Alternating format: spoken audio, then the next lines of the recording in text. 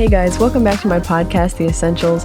I know last week I didn't have a new show, but this is my second one ever, and today I'm just going to be doing like new thoughts going into 2022, and I'm going to be drawing in my sketchbook with my oil pastels. I have two different sets, so just going to be pretty casual today. I have one set that I got from my art teacher in high school that I still have with me because they're excellent. And like, they're super nice. They're really like buttery. It feels like painting with lipstick, but it's like crayons. Here's the sketchbook, by the way. It's not nearly halfway filled, but I don't normally finish my whole sketchbooks. Usually it's like a quarter of the way in, and then I get another new one, and then they're both like halfway done, and then I get a third one. And it's just, each one has its own vibe, so sometimes I don't go back to them, but this one is the one that I'm feeling right now. So going into 2022, the main issue that seems to still be on the horizon for like everybody is the COVID pandemic. It's taken over like every aspect of our lives, especially if you're a student in high school, college, even like elementary now, because I think Pfizer approved the vaccine for kids like 5 to 12 or something insane like that, which I don't believe is the right move, but I'm all for medical freedom if a parent wants to vaccinate their kid because maybe they have an underlying health condition like severe asthma or something, or they're like prone to getting pneumonia every flu season instead of like, or the flu. That's really bad for some people too. I just don't believe it should be a mandate, especially because it has to do with our individual bodies. It's a vaccine. It's not like a food requirement, like a health and safety protocol for food businesses. But we're still faced with this whole medical discrimination issue even going into 2022, where like my college also mandated the booster, and I'm not eligible to get the booster until March, but I really don't want to get it because I had a really terrible reaction to the second shot. So it should be up to me as an individual to decide whether I want to get the shot again or not. It all really comes down to science and politics and how the two of those things really shouldn't be mixed, but once they are mixed, you're only going to get one out of the two coming out on top, and it's going to be politics. Because we've seen people on both sides take an extremely strong opinion towards the vaccines, towards the pandemic, its origins, how it should be dealt with, how it could have been handled better. I recently spoke with somebody who thought that the pandemic started off on the wrong foot, and if somebody else had been in office, then it wouldn't have gotten as out of control. But I don't see that as a logical reason for why the pandemic is as bad as it is. It's a virus. It's not a political constituent. I think what a lot of people mean by saying that the virus could have been handled better by whoever was in presidential office at the time is that we could have done more to protect the country sooner or whatever, but they don't remember the fact that Trump did try to ban international airlines from flying in and out during the heat of the pandemic, but a lot of his opposition called him a xenophobe for that. So he really did try his best. Because what do people really expect of him? He's a businessman. He won presidential election in 2016, and he wasn't any better or any worse than any other candidate would have been if they were also in office during the time the pandemic actually broke out. He's not a medical professional. He's not a doctor. He's not a scientist. He wouldn't be doing lab research at the time of the outbreak because that's not his place. That's not his job. I mean, would you ask an ear, nose, and throat surgeon to figure out what somebody's A1C for their diabetes was? No. Because ear, nose, and throat, otolaryngology, and endocrinology are two totally separate categories of medicine. And I mean, even that's not a good enough example because both of those things are in the healthcare field.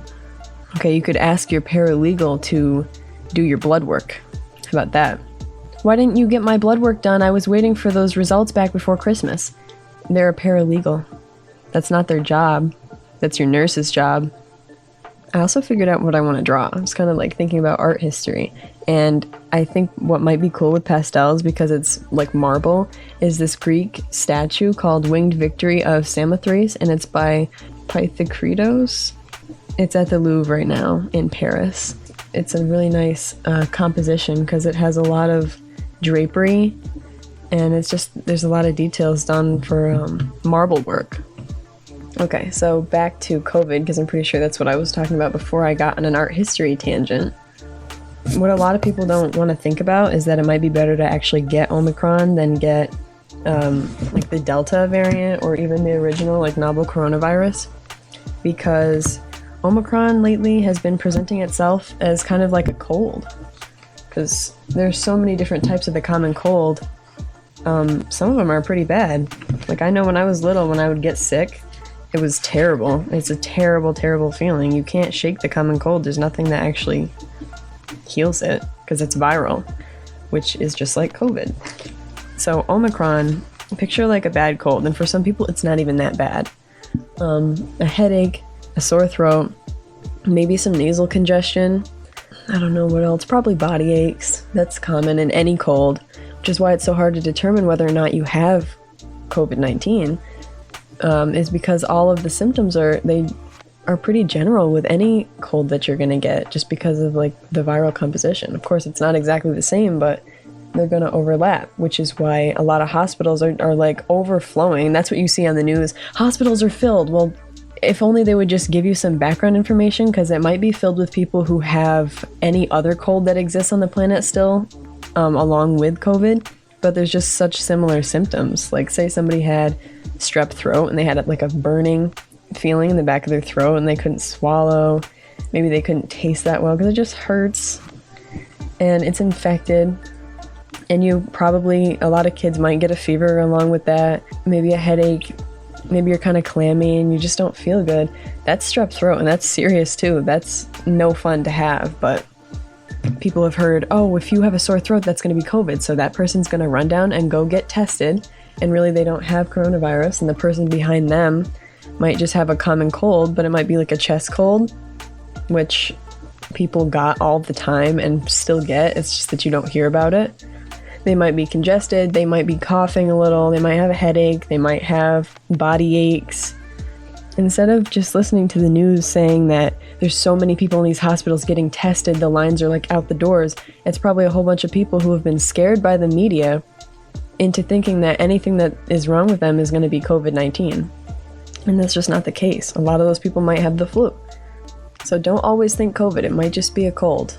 But say you do go get tested because something just feels off, maybe the cold's not clearing up right away, maybe you lost your taste or smell or something, and you do test positive for Omicron, that might actually be beneficial for your body when it comes to fighting off the other variants, because your immune system is going to be familiar with the coronavirus cell because it will have already fought off something similar. So your body, because of your immune system, is going to function like the vaccine would. It's going to prepare you for something worse, and maybe that way if you do contract the other ones, you're going to have a little bit more resistance to it, and maybe it won't be that bad if you do get it. I'm not generalizing, everybody's different. Some people's immune systems aren't super strong and others are. And with the drawing, I have the base done with burnt umber number 526, so it's kind of like a reddish brown, it's like mahogany. It's going to be pretty good for like the blending part because I'm going to use white and probably some gray, and hopefully I won't like throw this out when I get done with it, because I do that a lot, but I'm just not content with the outcome sometimes. My brain knows what I want to see on paper, but sometimes my hands just can't match it yet, so then it takes a little bit more practice. One tip for drawing, if you do want to get into it, and I think that everybody should because it's very relaxing. So when you're drawing, don't try to get all the details in the first draft. Just look at it like shape by shape, because that's really going to help a lot in the actual composition. Where if you can block in based on the shapes that you already have drawn, then all the details will just kind of fall into place naturally. Like right now, I'm drawing, this sculpture kind of has wings. It doesn't have a head. I remember if the head got like broken off years ago. It probably did, or if it was built without one. It was common for like those old statues to be missing like arms, hands, their head, anything that wasn't attached to like a pedestal or like that firm base, because that was like sturdy and would help them not to fall apart. And I'm just doing the shapes right now so that I can fill everything in with the colors afterwards. So don't get overwhelmed by trying to make it look perfect as a sketch, because I used to do that too. and it just made everything a whole lot harder. But if you focus on big shapes, triangles, because things, if you look around you, things don't actually have solid lines. But if you pick up a pen, like the one that I'm holding right now, it's not like a solid line, it's a cylinder and you can't see that there's lines in it. So another question I've heard a lot of people ask is, are the vaccines going to be effective to fight off the other variants? And my short answer would be maybe, but in the long run, we don't know because viruses change. Not all viruses change in the same exact way. Like flu viruses, influenza A and B and C and D, and don't worry about C because it's mild, and D is also not something to worry about because it's only a problem for cattle. But influenza viruses go through something called antigenetic drift, which is where in the viral replication, because they copy themselves so quickly, the genes undergo what is called a copying error or a genetic mutation. And over time, those copying errors will lead to the alteration in the virus's surface proteins or antigens. And so that's why you have to keep getting flu shots every year. I can see there being a push by healthcare professionals to get the flu shot if your body is susceptible to catching the flu because it changes so rapidly. But with COVID, some studies have shown that the coronavirus actually doesn't drift like that, like the flu viruses do. It does mutate a little bit, but it mutates 4 times slower than the flu, and it doesn't drift. So the cells are going to be pretty similar to when they first came out. So that's why with this hype over Omicron, is so ridiculous. If all of the cells are so similar, then if you've already had COVID once or twice, getting Omicron is most likely not going to kill you. And it certainly doesn't mean that we should be closing down the economy again, because that did more than just protect some people from getting sick. That caused people's immune systems to weaken because they weren't in contact with a lot of other people. So their natural immunity was not where it could have been. So by the time they did catch COVID, maybe it wouldn't have been as bad if they weren't excluded from everybody. It caused a lot of kids to have trouble in school because some kids can't do remote learning. They're just not visual learners. They might be auditory. Their houses may be too distracting. They may not have good Wi-Fi connection. Any number of things. It put a lot of stress on teachers, unbelievable stress, because some classes are really not digital classes. They have to do with a lot of reading and writing, and there were physical textbooks or papers or whatever it is. And that was a lot to put the teachers and professors through. And of course, jobs being cut because they weren't classified as essential. That's terrible. Everybody's job is essential for them no matter what it is, because it's their means of income. So a lot of people were not able to work, and that put financial burdens on families. The lockdown just did a lot more harm than it did good. And we've seen our economy. It tanked it. Meanwhile, the government spent more and more on COVID relief packages. It just doesn't make any sense. So if our current executive administration had any sense, they wouldn't be doing that again. But I'm sure we all know what they're capable of, or incapable of doing, I should say. It just gets me upset, and there's still people who think Biden's doing a great job as president. He's such a doddering old man. He should be in a nursing home. And that's something about Trump. There's nothing doddering about him. He's not that much younger than Biden, but the media doesn't show him any empathy whatsoever, like they do with Biden, because he's elderly. Asking him what his favorite ice cream flavor was this past summer during the heat of that whole immigration crisis. Imagine if they did that to Trump. They would never. That's why you can't even imagine it. So anyway, I am now putting the shadows into this drawing. I really wish I could show you guys, but I'll just pretend like you can see it. And something I really like about this sculpture is that it has a lot of movement in it, even though it's a still life, because the artist implemented this usage of something called contrapposto, which is where the figure balances its weight on one hip, and so it causes a little bit of a tilt to the figure's body. And it's just supposed to show that there's life to it.